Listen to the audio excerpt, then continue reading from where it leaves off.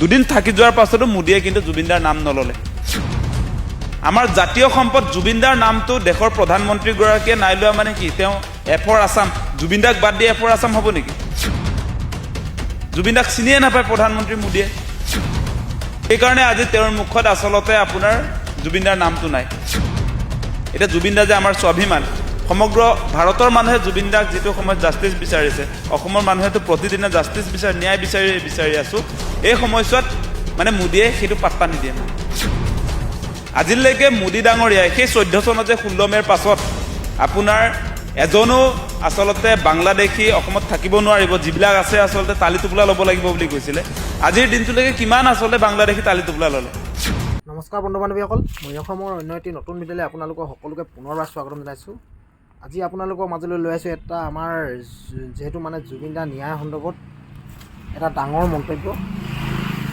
যেহেতু মানে আমাৰ জুবিনদাৰ ন্যায় পোৱাই নাই সেই মুহূৰ্ততে আমাৰ যেহেতু অসম চৰকাৰ আৰু ভাৰত চৰকাৰ যেহেতু বৰ্তমান চলিত অৱস্থাত হৈ থকা চৰকাৰখনে হ'ল বিজেপি চৰকাৰ আৰু এই বিজেপি চৰকাৰখন থকা মুহূৰ্ততে আমাৰ জুবিনদাৰ মৃত্যু হৈছিলে আৰু আমাৰ জুবিনদাৰ জুবিন ক্ষেত্ৰলৈ যিমানবোৰ বাহিৰৰ বিদেশী আমাৰ জুবিনৰ অনুৰাগী হওক বা কোনোবা মন্ত্ৰী বাহিৰা মন্ত্ৰী আহিছে সকলোৱে জুবিনদাৰ বিষয়ে দুই এষাৰ হ'লেও মাত দিছে যিমানবোৰ বাহিৰৰ পৰা আহিছে অনুৰাগীয়ে হওক বা মন্ত্ৰীয়ে হওক কিন্তু যেহেতু আমাৰ বৰ্তমান চলিত চৰকাৰখন ভাৰত চৰকাৰৰ প্ৰধানমন্ত্ৰী নৰেন্দ্ৰ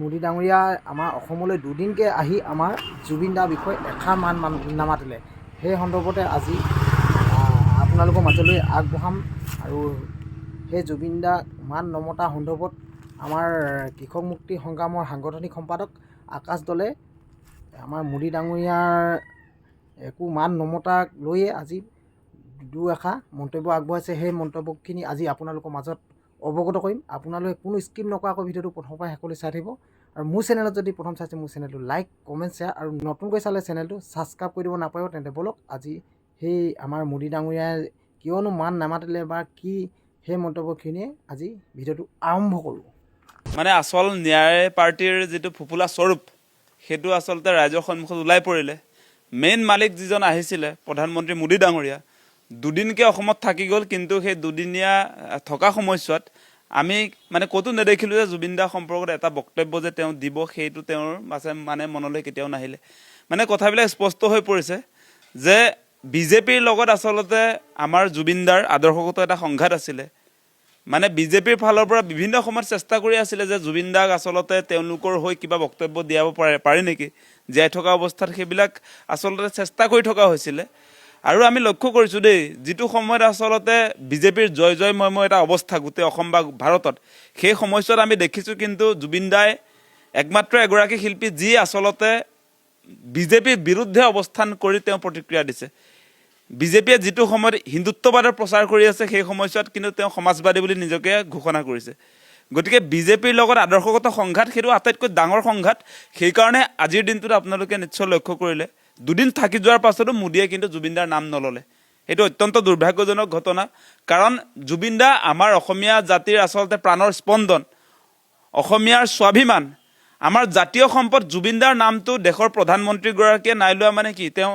এফৰ আসাম জুবিনদাক বাদ দিয়ে এফৰ আসাম হ'ব নেকি জুবিনদাক চিনিয়ে নাপায় প্ৰধানমন্ত্ৰী মোদীয়ে সেইকাৰণে আজি তেওঁৰ মুখত আসলতে আপোনাৰ জুবিনদাৰ নামটো নাই আপুনি আনফালেদি চাব গোটেই বৰ্তমান সময়ত অসমলৈ যি মানুহে নাহক কিয় মানে দেশ বিদেশৰ পৰা মানুহ আহি থাকে পৰ্যটকসকলৰ কথাই ক'বনে আৰ্টিষ্টসকলৰ কথাই ক'বনে ৰাজনৈতিক নেতাৰ কথাই ক'বনে সকলোৱে কিন্তু জুবিনদাৰ নামটো লয় জুবিনদা যে এগৰাকী সঁচাকৈ লিজেণ্ডাৰী আৰ্টিষ্ট সেই কথাটো সকলোৱে কয় আজি প্ৰধানমন্ত্ৰী মোদীৰ মানে তেওঁ নিজকে মানে সদায় এনেকৈ ভাবে যে তেওঁ বেলেগে কোৱা কথা তেওঁ নকয় মানে এতিয়া জুবিনদা যে আমাৰ স্বাভিমান সমগ্ৰ ভাৰতৰ মানুহে জুবিনদাক যেটো সময়ত জাস্টিস বিচাৰিছে অসমৰ মানুহেতো প্ৰতিদিনে জাস্টিস ন্যায় বিচাৰি আছো এই সময়ছোৱাত মানে মোদীয়ে সেইটো পাত্তা নিদিয়ে মানে অসমীয়া জাতিৰ বিৰুদ্ধে মোদী অৱস্থান কৰা মানুহ আৰু আপোনালোকে দেখিছে দেখোন যে তেওঁ এইবাৰো অসমলৈ আহি আকৌ সেই আগৰ পুৰণা কেছেটটোকে বজালে যে ঘুচপেটিয়াৰ বিৰুদ্ধে তেওঁৰ গোটেই বক্তব্যটো প্ৰথম দিনা যেটো আমি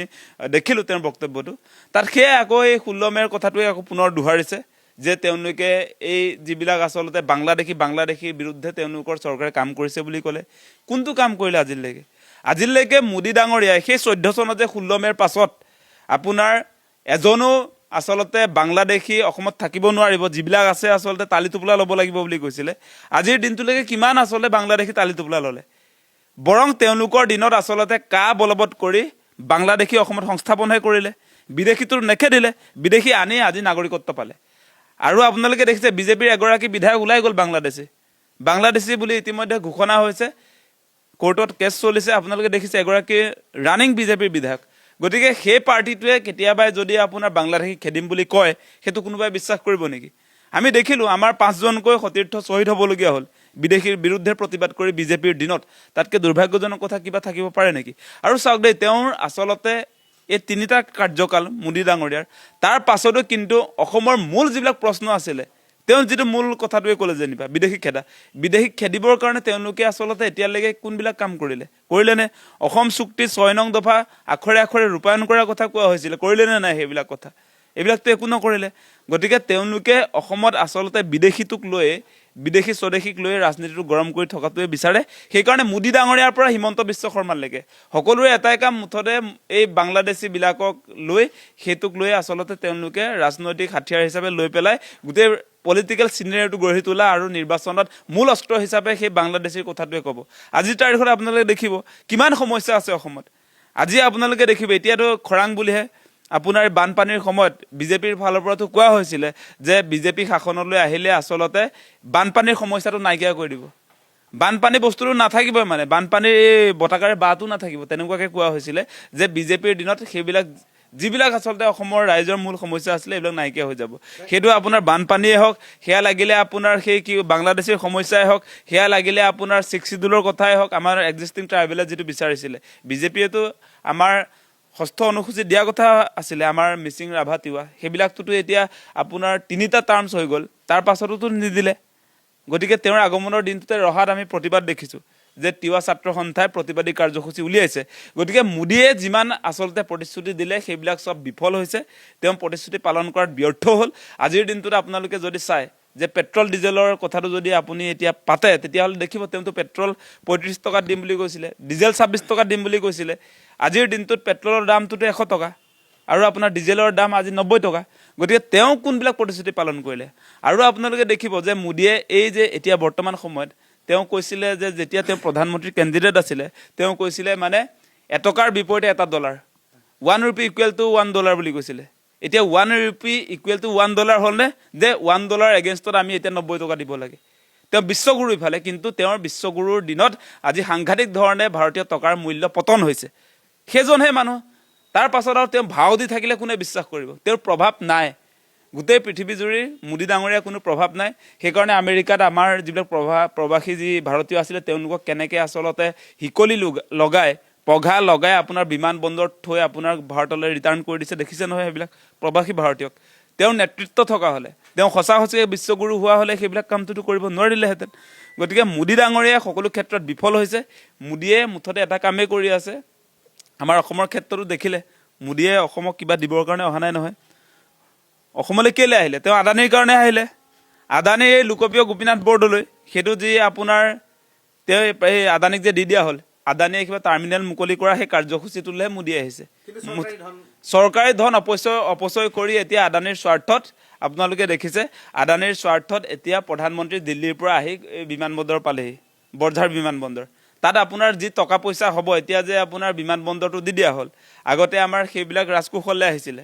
লোকপ্ৰিয় গোপীনাথ বৰদলৈ যিটো আন্তঃৰাষ্ট্ৰীয় বিমানবন্দৰ, সেইটোতো আমাৰ হাতত নাই, সেইটো কমপ্লিটলি আদানীৰ হাতত গুচি গ'ল। আমাৰ মানুহ লোকপ্ৰিয় গোপীনাথ বৰদলৈক ব্যৱহাৰ কৰি আদানীক ধনী কৰা হৈছে।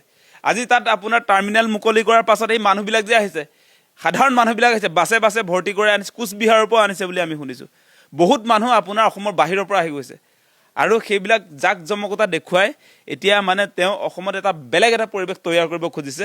আৰু ইয়াত যিবিলাক মানুহে গোট খাইছিলে আদানীৰ টাৰ্মিনেল মুকলি কৰাৰ যিটো প্ৰগ্ৰেমছ, তাত দেখিব আপোনাৰ এই সাধাৰণ মানুহবিলাকৰ কিন্তু এয়াৰপৰ্টৰ লগত কোনো লেনদেন নাই। এইবিলাক সাধাৰণ মানুহ, দুখীয়া শ্ৰেণীৰ মানুহ, তেওঁলোকে চাগে কেতিয়াও আপোনাৰ বিমানত উঠিয়ে পোৱা নাই। আৰু বিমানত উঠিবলৈ মানে আদানীৰ নিচিনা আচলতে যিটো বিমানবন্দৰ তেওঁ ল'লে, যিমান এতিয়া বিমান ফেয়াৰটো বাঢ়িছে, এতিয়া সেই ইনফ্ৰাষ্ট্ৰাকচাৰ বঢ়োৱাৰ সমান্তৰালভাৱে এতিয়া সাংঘাতিক ধৰণে এই লোকপ্ৰিয় গোপীনাথ বৰদলৈ বিমানবন্দৰত আপোনাৰ এই যিটো ৰেটটো সাংঘাতিক ধৰণে বাঢ়িছে। এতিয়া তাত সাধাৰণ আমাৰ ইয়াত যিবিলাক মানুহ সিদিনা গোট খালে কোনেও বিমানত উঠিব নোৱাৰে, সেইবিলাক নাটক কৰি আছে। গতিকে মোদী ডাঙৰীয়াৰ ক্ষেত্ৰত আমি ক'বলগীয়া কথাটোৱে হৈছে তেওঁ আমাৰ অসমীয়াৰ স্বাভিমান, অসমৰ সম্পদ জুবিন দাৰ নামটো নোলোৱাটোতে এটা কথা প্ৰমাণ হৈ গ'ল, এই পাৰ্টিটো ডুপ্লিকেট ন্যায় পাৰ্টি। মানে মেইন মালিকজন চৰ্দাৰজন সম্ৰাটজনে যেতিয়া জুবিন দাৰ নাম নলয় তাৰ পৰা ওলাই পৰিলে কথাটো। এতিয়া অসমবাসীৰ ৰাইজে এটা কথা আপোনালোকে নিজে নিজক সোধক, আমাৰ গৌৰৱ, অসমীয়াৰ স্বাভিমান, আমাৰ হিয়াৰ আমঠু জুবিন দাৰ নাম প্ৰধানমন্ত্ৰী মোদীয়ে নলয় মানে কি প্ৰমাণ হয়? যে এই বিজেপি চৰকাৰৰ আচলতে আক্ৰোশৰ বলি হ'ল নেকি জুবিন দা? সেই প্ৰশ্নবিলাকো আহিছে আজি। কাৰণ বিজেপিক আচলতে ভোট নিদিব বুলি কৈছিলে, বিজেপি বটলা পাৰ্টি বুলি কৈছিলে। গতিকে জুবিন দাৰ লগত সেই কথা বতৰাবিলাকত মিল নাই। গতিকে সেইকাৰণে আমি সন্দেহ প্ৰকাশ কৰিছোঁ যে সঁচা সঁচিকৈ এই ডুপ্লিকেট ন্যায় পাৰ্টি বিজেপি এইটো কোনো কাৰণতে আচলতে তেওঁলোক অৰিজিনেল নহয়, নিজে কৈ থাকে অৰিজিনেল বুলি। এতিয়া তেওঁলোকৰ মেইন মালিকে আহি প্ৰমাণটো কৰিয়ে দিলে যে সঁচা সঁচিকৈ অসমত যি আচলতে বিজেপিৰ ফালৰ পৰা তেওঁলোকে আচল বুলি যে ক'বলৈ আহিছিলে জুবিন অনুৰাগী, তেওঁলোক যে নকল, সেই কথাটো আজি মোদী ডাঙৰীয়াৰ অসম আগমনে প্ৰমাণ কৰি দিলে। মোদী ডাঙৰীয়াই এবাৰৰ কাৰণে আচলতে জুবিনদাৰ নামটো যে নল'লে, তাৰ মানে এটা কথা প্ৰমাণ হ'ল তেওঁলোকৰ এই বিজেপি দলটো হৈছে জুবিনদাৰ ভুৱা অনুৰাগী।